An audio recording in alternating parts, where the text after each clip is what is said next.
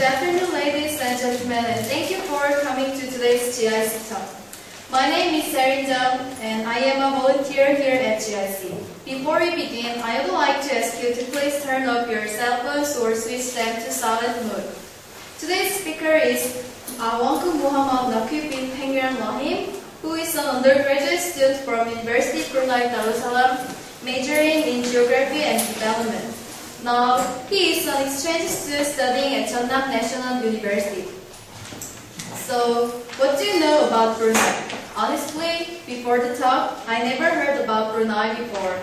So, I researched about the country and surprised to learn. So today, Nakyu will introduce the Kingdom of Brunei to us. Also, he will talk about the opportunities, experiences, and challenges that an overseas student encounters when in a foreign land. He wants to motivate you and develop yourself as he has had to while living in Korea. Ladies and gentlemen, let's welcome our speaker with a big round of applause.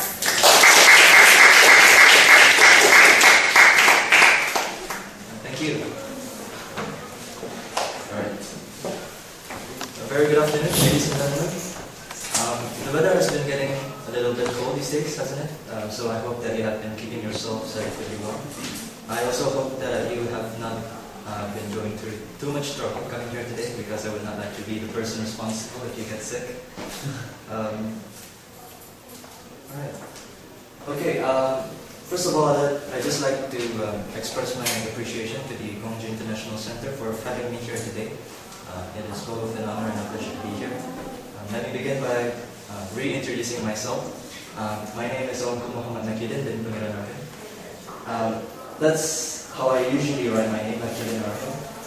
In case you are wondering, Nakyudin is my given name, whereas Rahim is my father's name. But friends just call me Nakyu. As you can see there, I've written in Hangul the first two syllables, Nakyu. So just to reiterate what our host has mentioned, what I will be talking about is just a brief introduction about Brunei Darussalam, my place of birth, as well as what it's like to be a student exchange here in Korea, the challenges and the opportunities that I have faced thus far. So let's begin. So basically, this is just a brief content that I have come up with. I will just briefly introduce to you Brunei through the geographical, demographic, historical, political, and economic aspects, as well as some trivia about the country. Some of them you may find it a little boring, but some of them are actually really interesting. Korea, through my perspective, as I've mentioned, the challenges and the opportunities that I am facing at the moment. And challenges and opportunities. Okay, now you may find yourself asking yourselves, where is Brunei? Or even worse, maybe, what is Brunei? Okay, well, Brunei is a very small kingdom in Southeast Asia. I will show you a map of it later on. Darussalam is actually an Arabic word that translates as the abode of peace. There you can see the national flag and the coat of arms. Now, you may find yourselves asking, how come there's an Arabic word in our official name? Well, it's because that Brunei is a Muslim country, and there's a huge Arabic influence affecting our culture and our history. So we incorporate an Arabic name into our country's name. Alright, I think it's better if I show you the map now.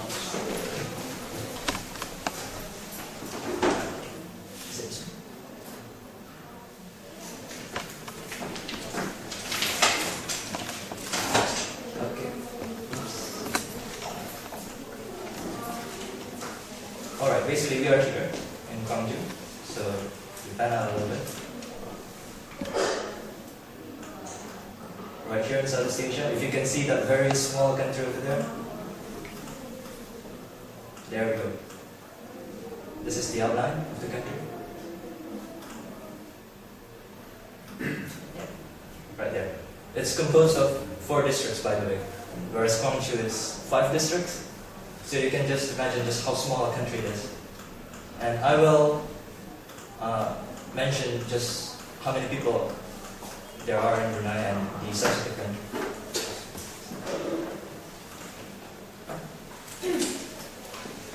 Okay, so the Sultan is the head of state as well as the head of government of Brunei. Sultan is basically means king. Sultan is an Arabic word.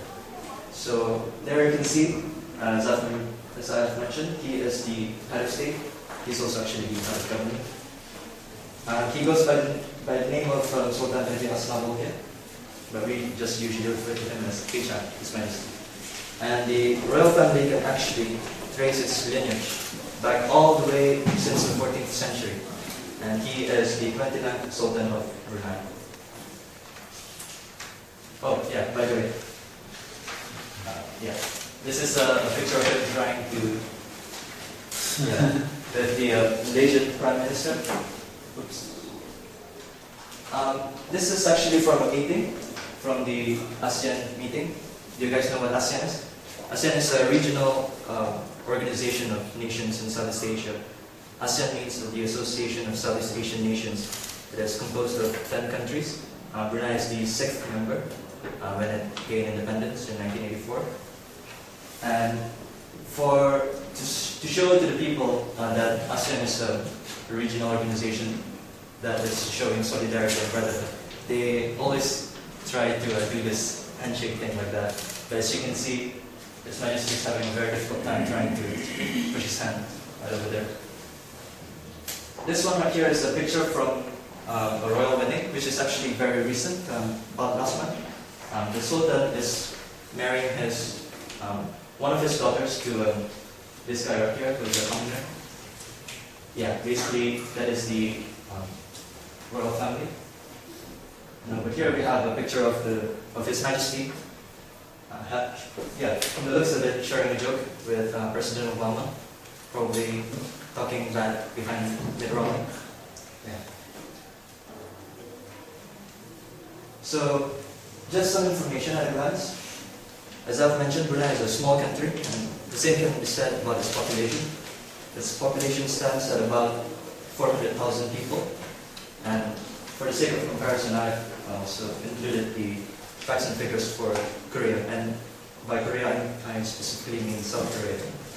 As you can see, Korea has a population of 50 million people, and I did a little bit of math. That's about a few hundred times Brunei's size.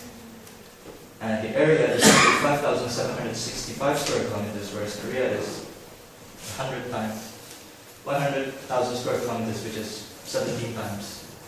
Yeah.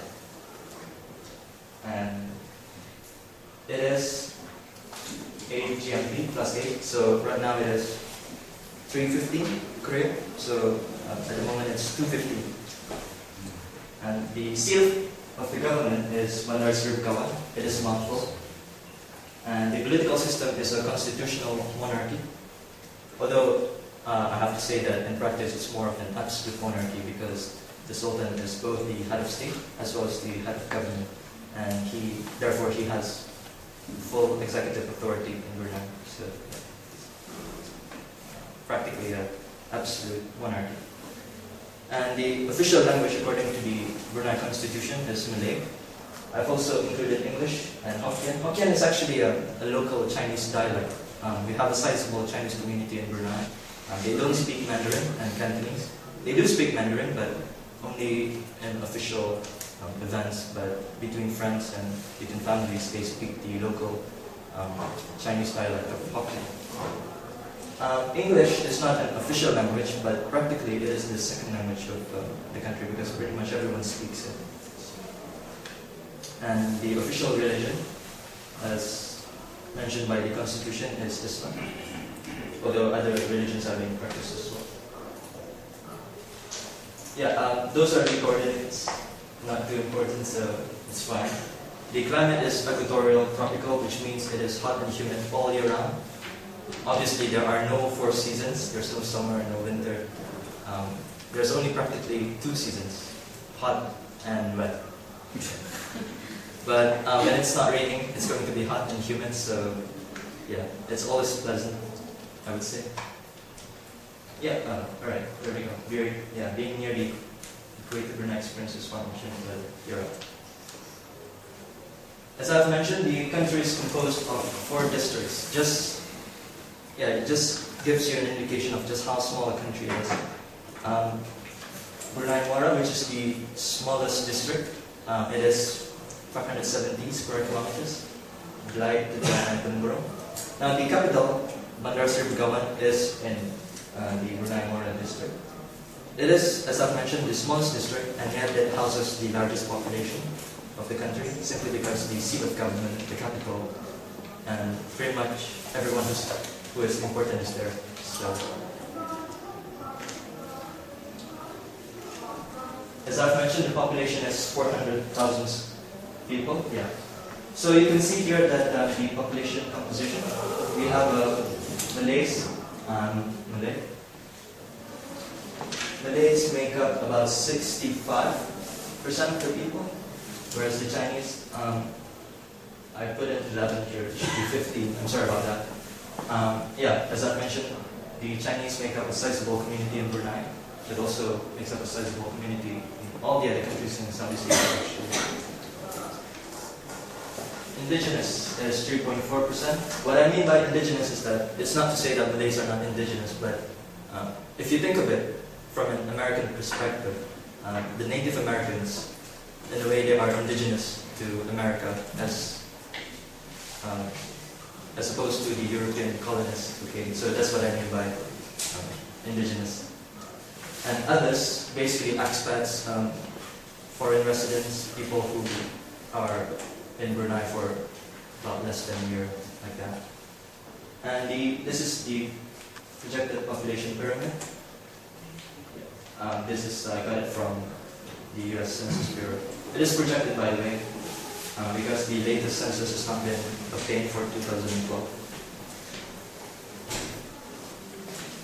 Now, as you would expect from an Eastern nation, we are a conservative society, perhaps even more so than South Korea. It is a mixture of traditional Malay customs with Islamic teachings. As I've mentioned, it was during the 15th, 16th centuries when Arabic traders began their voyage on the high seas, and they came along with their religion, of course. And the fact that how we got our sizable Chinese community is also due to the fact that at that moment in time, many Chinese began to migrate elsewhere. So, an indication of our Arabic influence is that we also celebrate the Muslim holidays of Eid Mubarak and Eid al-Adha. In fact, Eid al-Adha should be around the corner. Actually, I didn't notice it until a friend actually told me that it was supposed to be somewhere in the next few days. The history and politics. Oops, sorry about that. This is a picture of the signing of the Bruneian Constitution in 1959. This is the 28th Sultan of Brunei, His Majesty Sultan Omar Ali Saifuddin, who is the father of the current monarch. Here he is seen with Sir Robert Scott, who is representing Her Majesty the Queen, because she was not able to be there at that moment. Brunei was actually a British protectorate from 1906 until 1983. And of course, during the Second World War, the Japanese came and occupied the country from 1941 until 1945, until the British came to liberalize. Until the British came. And the Constitution was drafted in 1959, and it was not until 1984 that Brunei actually gained independence. And the reason why it took such a long time between the drafting of the Constitution until the day of independence is because His Majesty Sultan Omar Ali Saifuddin, the 28th Sultan, he actually wanted British presence in Brunei because considering Brunei is a very small country, small population, in a region of the world which is rather turbulent at that moment. Southeast Asia was a rather unstable region. So he wanted to have the British presence in Brunei. until we were actually ready to gain independence. Whereas most other countries were actually very keen to get independence after the Second World War, especially our neighbors Malaysia. It gained its independence in 1946. India, I think 1947. Yeah. We weren't. His Majesty wasn't too keen on getting independence too soon because he thought that we might not be ready yet. So it was not until 1984, the 1st of January, that we gained our independence from Britain. And we celebrate our National Day on the 23rd of February, simply out of tradition. Now, I'll just briefly talk about the political and legal system. As I've mentioned, the political system is a de facto, a de jure constitutional monarchy, but it is a de facto absolute monarchy. It is composed of 12 ministries, headed by ministers. You don't say it. His Majesty is also the Prime Minister, as I've mentioned. He is also head of state, head of government. And the legal system is the English common law, and this just reflects the extent of the British influence in the development of our country. The fact that we used to be a British protectorate, so it only makes sense that we have a common law system, as opposed to South Korea, which has a civil law system. In fact, most other Commonwealth countries, if you don't know, the Commonwealth of Nations is an organization composed of countries that were former British protectorates and colonies. So most British Commonwealth nations employ the common law legal system. And as I've mentioned, we are also in Islamic countries, so we have Sharia law complementing English common law. But in everyday practice, the common law is the default legal system. International relations. So as I've mentioned, Brunei gained its independence in 1984 on the 1st of January.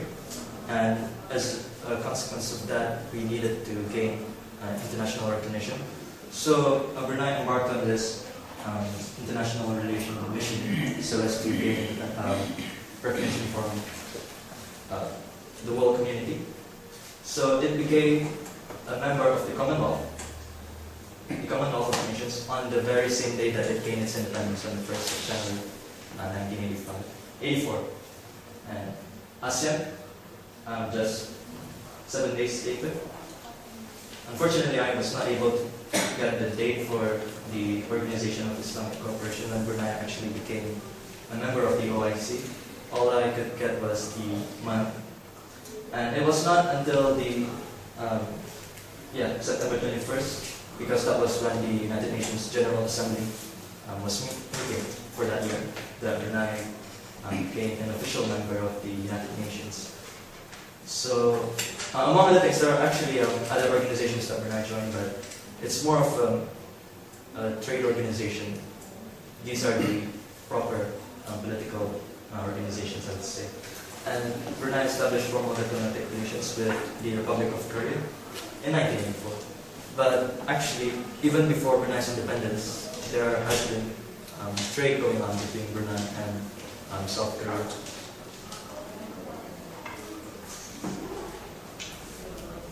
The economy.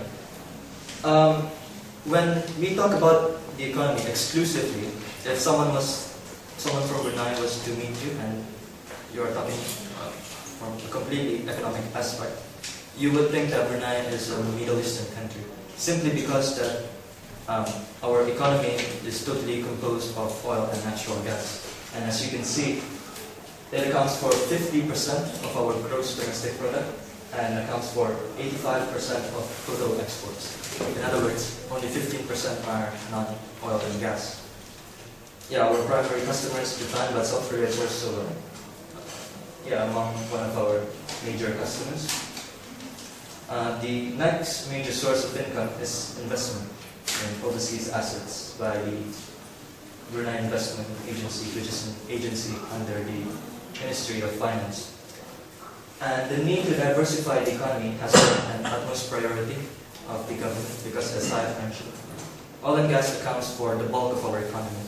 And this is a problem because in the event that the oil and gas runs out, which is of course inevitable because oil and gas is a non-renewable source of energy, that will leave us in a very difficult spot because we have no other industries to lean on. So yeah, the government has been very adamant in trying to improve the human capacity building, just like South Korea, which relies heavily on its human capacity.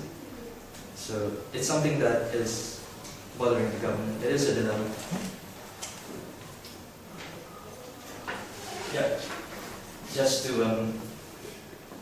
talk about the economy a little bit more. So you can see there the gross domestic per capita.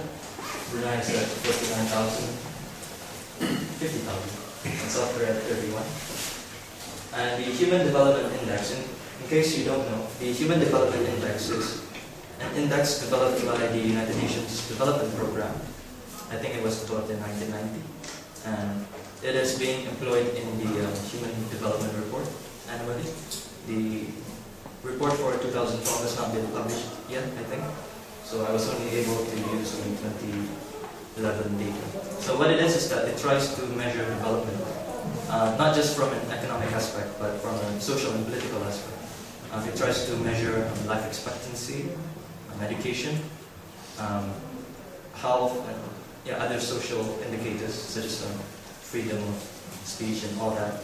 So Brunei stands at number 33 at the index of 0.838. For information, the maximum that you can get is 1 and the lowest that you can get is 0. And Korea is at 0.897, which is number 15. Interestingly enough, if we are to incorporate an inequality index, by inequality here I mean gender equality, both these countries suddenly falls down the chart. And I think this is it has something to do with the fact that we are both Eastern nations, and when we compare generally between Western country and Eastern nation, Western nations tend to have a more equality in terms of gender, so to speak. In other words, they tend to respect their women more. In a way. All right. Yeah. Somewhat boring trivia. As I've mentioned, we only have 2 distinct seasons: hot, dry, and the mean annual temperature is 26.1 degrees Celsius.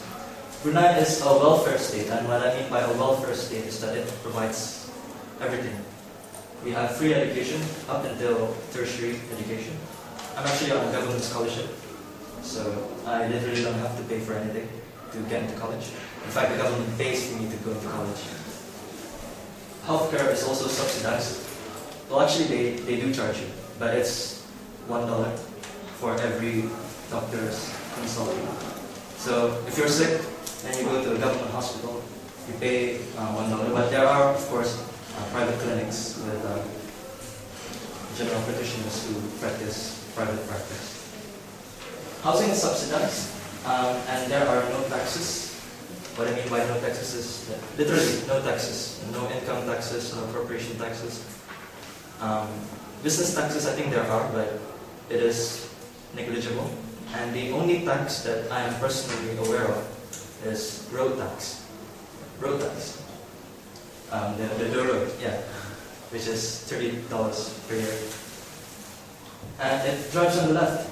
In other words, the driver's seat is on the right. That is in contrast to here in South Korea, where the driver is on the left. Yeah, the driver is on the left. And it is actually a common trait of British Commonwealth countries. If you go to anywhere, like countries like the UK, Malaysia, Canada, I think as well, Australia, New Zealand, all these countries drive on the right side. So, alright, this is somewhat interesting. The selling and distribution of alcohol is prohibited by law. But that is not to say that people cannot drink alcohol, they can. So every time a foreigner comes in, through immigration, they can actually bring some amount of alcohol with them. It's just that local business and entrepreneurs cannot sell it to the general public. So the selling and distribution is not allowed, but people are, it's okay for people to drink. Well, this one is actually kind of not too boring, I think. Yeah, courtesy of the currency interchangeable agreement with Singapore, the Brunei dollar is actually completely interchangeable with the Singaporean dollar. What I mean by interchangeable is that, as you can see here, 1 Brunei dollar, 2 Brunei dollars is equal to 2 Singaporean dollars. So 100 Brunei dollars, 100 Singapore dollars, completely the same. Singapore does not produce $1 note. Instead, they make a $1 coin. It's interesting. But Brunei does not make a $2 note. Instead, we have a $1 note. Alright, now this one is mind-blowing, like literally. As I mentioned, Brunei is 5,765 square kilometers. But the government actually owns a huge farm in Australia, which is even bigger than the country itself. And the reason why the government purchased this huge, massive land in Australia is it is actually a place where cattle are reared. And this cattle is being used to feed our population. This is where the bulk of our meat comes from. So, the name is the Willory Cattle Ranch in Australia's Northern Territory state. Yeah, and that's the size, 5,860 square kilometers, bigger than the country itself. Mind blowing, right? No? Alright, now I will just talk about Korea and my experiences so far. Some of the preconceived ideas that I had, and actually most people as well had about Korea. If you ask them, have they ever been to Korea? And when they say no, and then you ask them, what is the first thing that comes into your mind when the word Korea is mentioned? Well, these are some of the things that came to my mind. A country born out of the political stalemate of the Cold War. Obviously, I will not go into details about that. K-pop. In Brunei, as well as in many other Southeast Asian countries, it is like, I don't like to use the word disease, but it kind of is, because like, I remember some of my girl friends, that's 2 separate words, yeah? Girl friends. Yeah, they like literally know the dance steps to some of the biggest girl groups from Korea. Highly developed, technologically advanced, and companies like Samsung, Hyundai, they are testament to that fact. Korean TV drama series. Now, I must admit that my mother is a huge fan of Korean TV drama series. She would like literally stay up all night watching, literally all night. And at one point I actually asked her like how many drama series she has actually seen. And then she actually keeps a list of it in a small book that she has, that I gave to her. And she claimed that she has seen at least 200 plus TV drama series and still going strong. Today's a Saturday part of that. Oh yeah, by the way, as opposed to Korea and most other countries, our public holiday is on Friday and Sunday. It's not on Saturday and Sunday, yeah. So I'm quite certain that when she gets off work later, the first thing that she will go to is to the TV, continue watching some Korean TV drama. And of course, common stuff.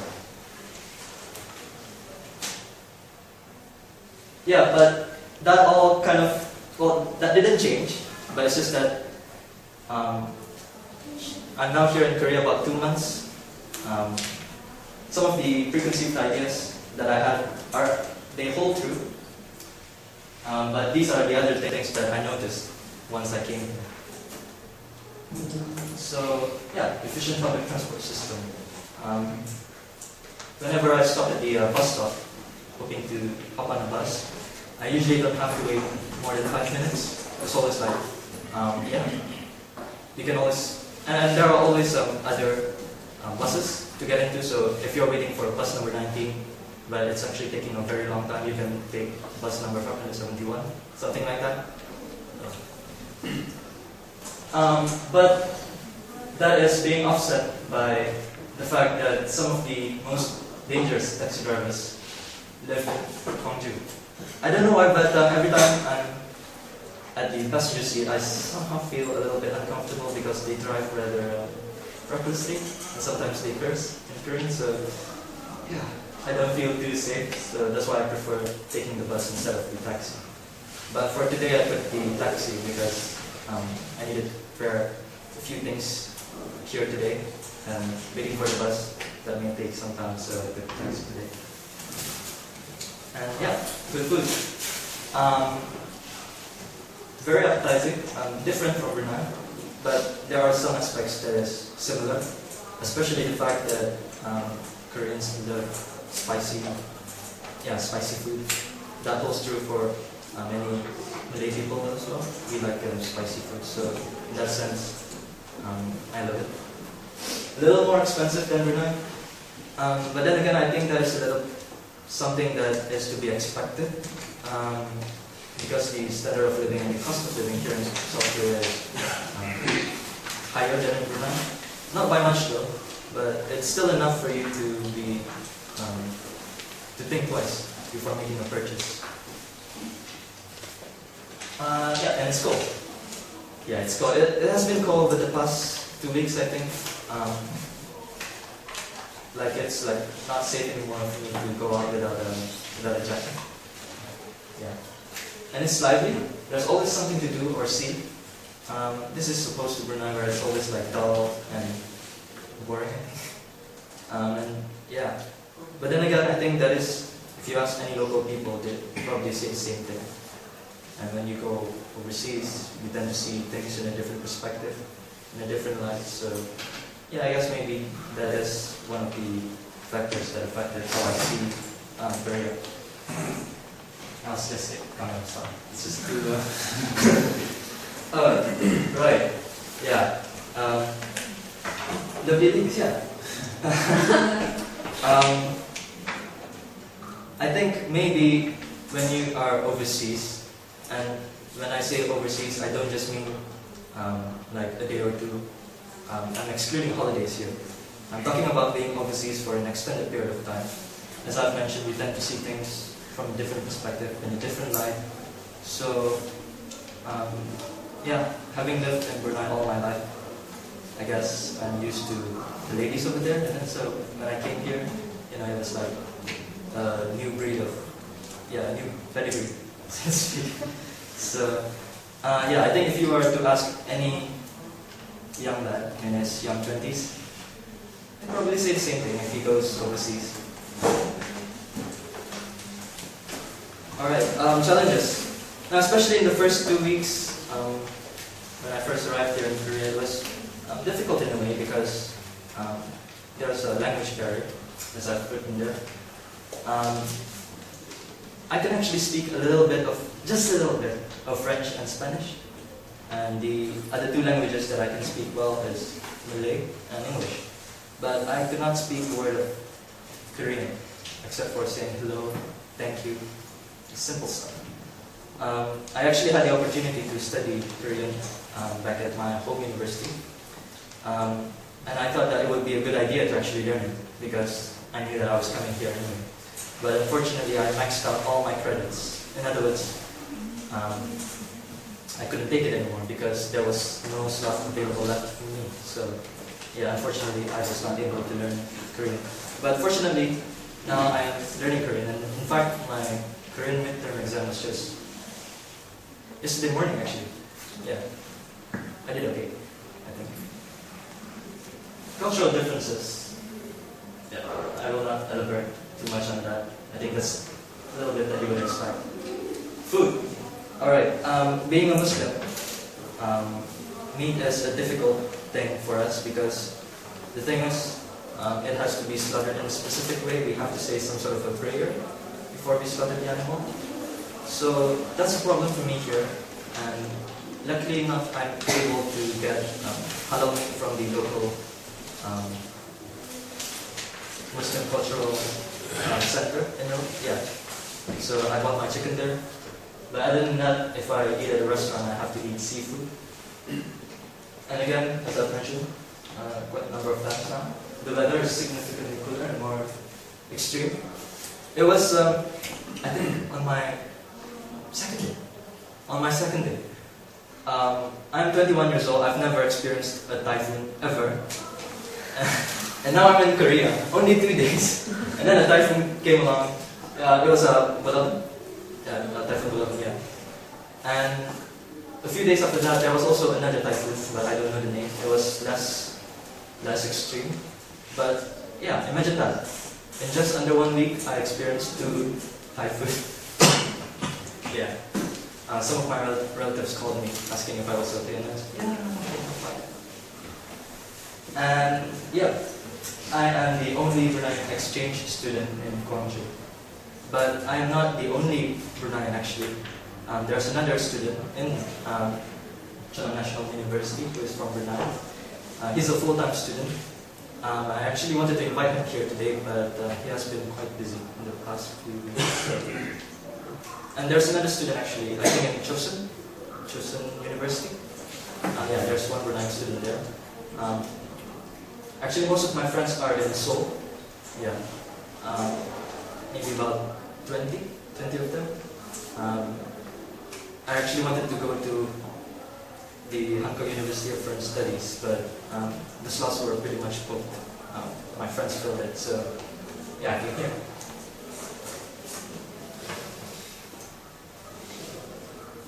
Now, I have a lecturer back at Brunei who used to say, behind every challenge lies an opportunity. And I believe that because the challenge is nothing more than an opportunity for you to improve. You should see it as something which you can use to improve yourself. And if you face a challenge head-on, it means that you are ready and you are willing to learn something from it. So, I didn't see the challenges as a stumbling block, but rather as an opportunity. Picking up a new language, albeit limited. By the new language here, I mean Korean. So, even though my command of Korean is still subpar, the fact that I'm learning something new, that's always something which is beneficial. At the same time, especially if you're overseas for the first time in your life, and again, excluding vacations. Being so far away from family and everyone, and especially in my case, because I'm the only Bruneian exchange student, as compared to some of my friends in Seoul, they can confide in one another on the weekends, whereas I have to be the foreigner here. So that forces me to accept certain things and opens up my mind, widens my horizons, opens up perspective. Yep, learning the true meaning of independence, being so far away from my family for the first time. Actually, I did not know how to cook at all. The only thing that I knew how to cook before I came here is to cook fried eggs and boiled eggs. Yeah, but now, the fact that I'm here, I have to learn how to cook. I actually also did not know how to cook rice before I came here. Rice, I mean that's simple, right? You just boil it. Just no mumbo jumbo, abracadabra stuff going on there. You just boil it. But yeah, I didn't know how to cook rice before I came here. So yeah, I checked YouTube. Yeah, I checked YouTube just to learn how to cook. Learning new subjects in university. As you know, I am a geography major student, but I believe that when you are overseas and then you take subjects which is outside of your specialty, that further complements the fact that you are already being pushed outside of your comfort zone. And now you are even more outside your comfort zone by taking subjects outside your specialty. For information, I'm taking accounting, international trade, and So the one, oh yeah, public administration, which is completely different from geography. But I'm enjoying every bit of it. Make new friends. Yeah. If you don't make friends, it's going to be difficult. So yeah, learn to cook, as I've already mentioned. And I also began to appreciate some of the little things that that I previously took for granted, such as family and all that. Because as I've mentioned, I did not know how to cook at all. So yeah, my mother cooks meals back home every day.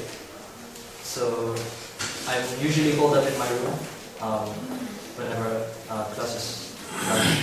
And then I only come out when I want to eat or if I'm hungry. But now I understand the trouble that my mom has to go through, you know, just trying to prepare food on the table. Yeah, I didn't realize it before, but now I begin to realize that preparing food takes like 1 or 2 hours, but finishing it no more than 15 minutes. So yeah, it's those little things that I begin to appreciate more. Alright, okay, that's it, people. Thank you for listening. I hope you enjoyed it, but more importantly, I hope that we were all able to get something beneficial from it and learn something new. As an old saying goes, we learn something new every day. Thank you very much.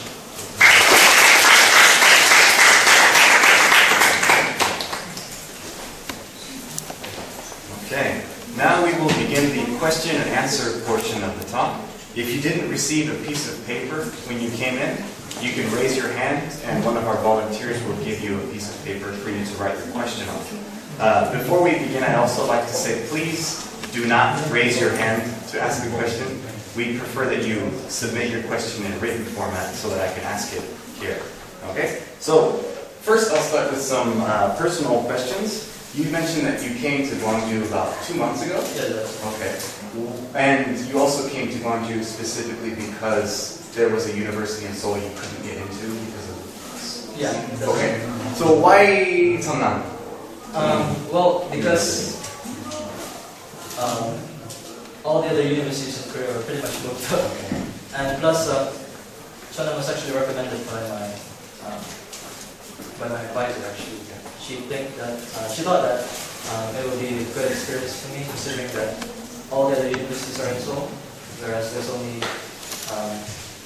my university's partner university in Gwangju is only Cheongnam National University, and she thought that that might be a good choice for me, considering that it will push me outside of my comfort zone. I will have absolutely no one to confide into, as opposed to some of my friends in Seoul, where they can pretty much meet every day. Yeah. Okay, so it's a good challenge. Yeah, it's okay. A good challenge. How long do you plan to stay in Korea? Actually, I'm supposed to stay only for 4 months. Okay. So I'm supposed to go back December, but now being here, I'm seriously considering extending 1 more semester. So if I get that, I'll be back in May. Okay. What are your future goals? Actually, I've never really talked about it to anyone, but it's fine. It's okay. It's okay. I've always actually wanted to be involved in diplomacy. Hence the reason why I learned French and Spanish, because after English, they are very much used in many other countries, such as French in French Africa, in Canada, and Spanish in the whole of Latin America. Okay. So. All right. Can you tell us a little about your family? My family? Alright, okay. Well, there's 5 of us. Parents and my sisters, 2 sisters. I'm in the middle. There's nothing else interesting about my family, but I will tell you this. My grandparents had 13 children. Yeah. Unfortunately, 3 of them went too soon. So I have 10 aunts and uncles, so it's great. And that's just from my mother's side. From my father's side, actually I don't know that much, but I think it's somewhere in the teens, maybe 11, 12. So I have like a huge family, and it's a common trait I think of many Eastern countries. But what a difference a generation makes. My mom's generation, they decided to only have 3 my two sisters and myself. Okay. Will this be your first winter? Your first real winter, I guess? Yeah, it will be. Okay. Because, as I mentioned, I've never been outside of Brunei. And Okay.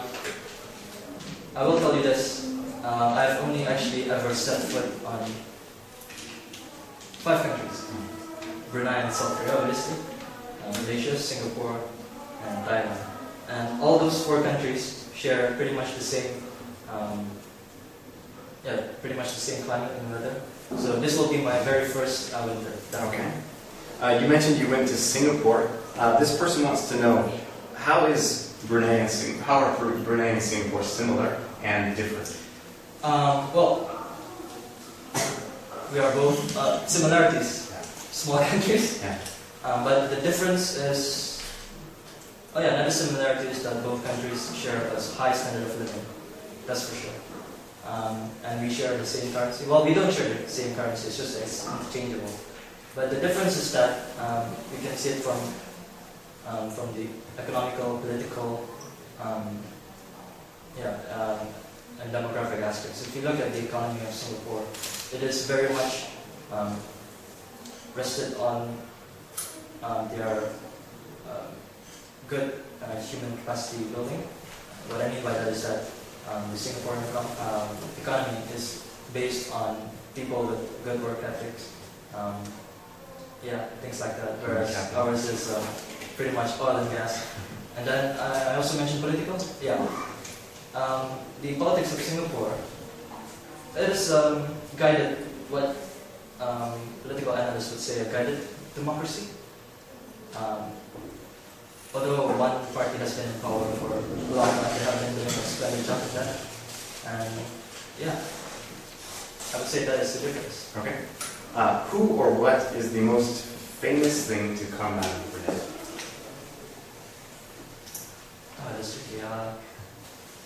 Actually, I don't know. There is supposed to be this.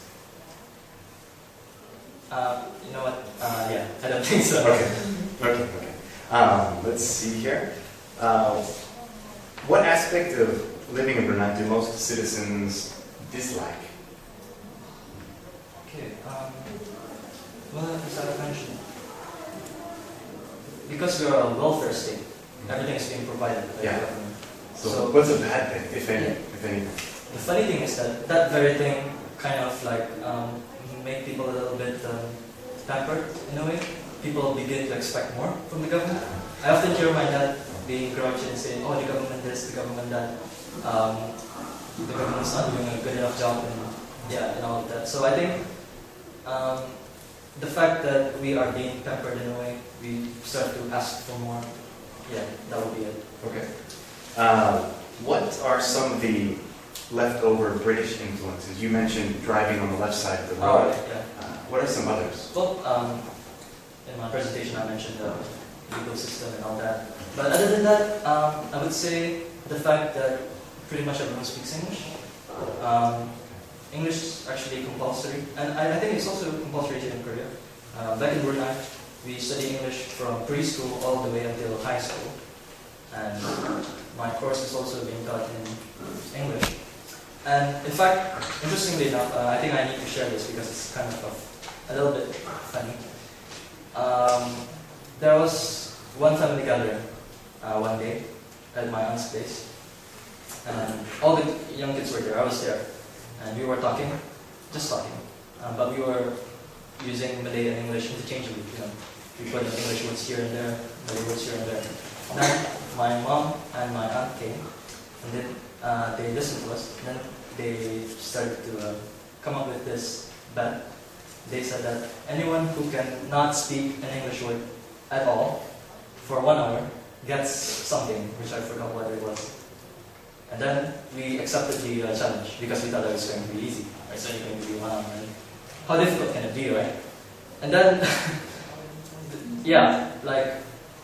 we tried consciously not to use any English words at all, but for some reason we blurted English words here and there, and then everyone kept losing. Then my cousin, who eventually won, and I think the only reason how she won the competition just because she did not speak at all.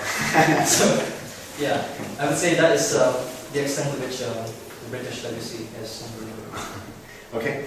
The Japanese also occupied Brunei. Are there any remnants of that occupation? Is there anything left over from that? Well, from intangibly. Yeah, tangible, I'm not sure. Yeah, I don't think so. But yeah, intangibly, apparently, my grandfather still hates Japanese to this day. He and my grandmother actually had to run to the forest to escape the Japanese at one point. So he, by the way, he's a businessman, and he always praises the Chinese for being hardworking and all that, and he has many Chinese partners in his business. So he likes Chinese, but he does not like Japanese. Are there any Japanese people here? I hope not. Okay. All right. So you mentioned the Chinese in Brunei. When did they arrive? Well, if we go back in history, during the 14th, 15th century, during the age of exploration in Europe, Asia itself also had its own age of exploration, and especially the Arabians, Indians, and Chinese, they were constantly going to the seas and trying to establish trade relations with many. There weren't any states, I would say, city-states in Southeast Asia. So they began to come. The Arabians, the Indians, and the Chinese began to come, and some of them settled here in Brunei. The existing Chinese community is descendants of those earlier migrants. Okay. Do you know when and how the prohibition of alcohol first started in Brunei? I think it has always been the case. Actually, I don't know specifically, but I think it became law during our independence. As I mentioned, it's okay for people to drink, but for Malays, it's pretty much off limits because it's kind of like taboo. But if it's a foreigner drinking, then it's fine. So, but as I mentioned, it is completely illegal for any entrepreneurs or business owners or anyone to sell it. So if you're caught selling it, so many of the expats and people who are Muslims, they usually go out of the border just to purchase beer, and then they come overnight. And usually it's on New Year's Eve. The official said Brunei immigration is faces ahead because there's so many people going out at one point. Okay. What, if any, specific career plan do you have by pursuing geography as your major? Well, actually, my intended major was international relations, but geography was. What I mean by geography here, in my home university, geography is completely human geography. So what we're learning is about the political, economic, social, and all that social aspects of it. Whereas the physical geography, we call it environmental studies. That is where we learn about mountains, hydrology, and all that. So geography was the closest thing that was available to mimic international relations. Also, actually, I was planning to pursue a master's immediately after my bachelor's because the job market in Brunei is very competitive these days. It's difficult to get a job. So yeah, need to take that one step further initiative. So I'm hoping to go for a master's in international relations. It's also the reason why I learned French and Spanish, so as to improve my prospects. Okay. All right. This will be our last question for the Q&A session. What is a must-see for tourists going to Brunei? Oh yes, we have this thing which people call the Venice of the East. I'm not sure if you have heard that, Venice of the East. Basically what we have is a village completely built on the river. It's a village. Actually it's more than a village, it's like a mini city that is built on the village. And actually if we go back in history, this is where all Bruneians, commoners at least, live. whereas people who are members of the aristocracy and the noblemen, they live on land, but very near to the river. The river that I'm talking about is the Brunei River. It is a village that is completely built on the river, and it's the biggest, actually. There are a number of water villages in Sabah and Sarawak. Sabah and Sarawak, by the way, are states of Malaysia, that is borders with Brunei, so we share some cultural and linguistical similarities, but we house the biggest water village in the world. That is a complete must-see because, yeah, it's really something that you don't see every day. Sounds very unique. Yeah. Okay, great. That's the end of the question and answer portion of the talk, and we'd like to thank the speaker again with a round of applause.